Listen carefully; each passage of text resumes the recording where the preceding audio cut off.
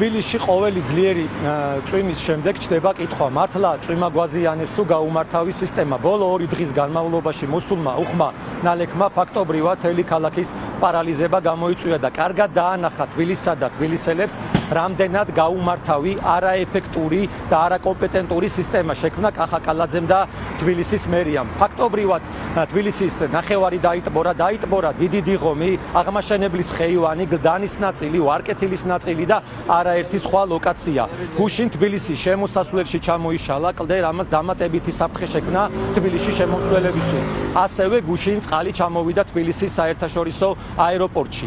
განსაკუთრებით მძიმე შემთხვევა, რომელიც მოხდა, ეს იყო ვაჟა-ფშაველას ძეგლის მიმდებარედ მარიჯანის 4 ნომერში, სადაც ჩამოიშალა ფერდობი, ჩავარდა მიწა და 14 სართულიანი კორპუსის მაცხოვრებლების ჯანმრთელობასა და სიცოცხლეს შეუქმნა რეალური საფრთხე. ეს ყველაფერი არის იქიდან გამოწვეული, რომ თბილისი არ ვითარდება ეფექტურად, არის არასწორი ურბანული განვითარება, იზრდება მხოლოდ კორპუსების რაოდენობა და ამას თან არ მიჰყვება, ამას ფეხს ვერ უწყობს საინჟინრო ნაგებობების გამართვა და ასევე სანიაღვრე სისტემების.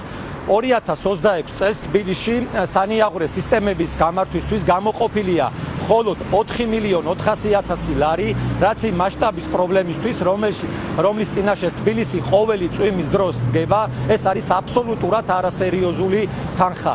ჩვენი ბრიფინგის პარალელურად დღეს მიმდინარეობდა თბილისის მთავრობის ხდომა და საინტერესო იყო რა განაცხადს გააკეთებდა კახაკალაძე იმ 2 დღიან უბედურებაზე, რაც დაემართა თბილისს და მან ასეთი რაღაც თქვა, რომ ეს ხდება ყველგან, წვიმა მოდის ყველგან, სტიქია არის ყველგან და თუ ჩვენ ვერ პოულობთ იმ ქალაქებს, სადაც ასევე იტბორება ქუჩები, შეიძლება დაგვეხმაროს და Google-ის საძიებო სისტემაში მოგვაძებნინოს ეს ყველაფერი.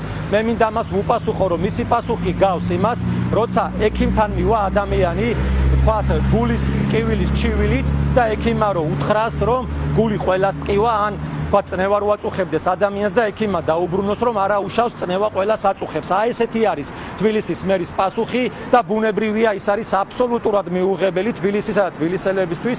თბილისელები საკმაოდ სოლიდურ თანხებს იხდიან თბილისის ბიუჯეტში. 2026 წლის თბილისის ბიუჯეტი არის 2.600.000.000 ლარი. თბილისელები ასევე უამრავ ჯარიმასა და საურავს იხდიან, რომელიც ასევე შედის ამ ბიუჯეტში და ისინი იმსახურებენ, რომ ყოველი წვიმის დროს წვიმაში არ უწევდეთ დგომა და სიარული. ამიტომ კახაკალაძეს ურჩევნია, რომ ეს თანხები, რომელიც მისი თანხები არ არის და არ თბილისის მერის, ის ეკუთვნის თბილისსა და თბილისელებს, გამოიყენოს ეფექტურად, გამოიყენოს მიზნობრივად, რაციონალურად და ყოველი წვიმის დროს ქალაქის პარალიზება არ ხდებოდეს.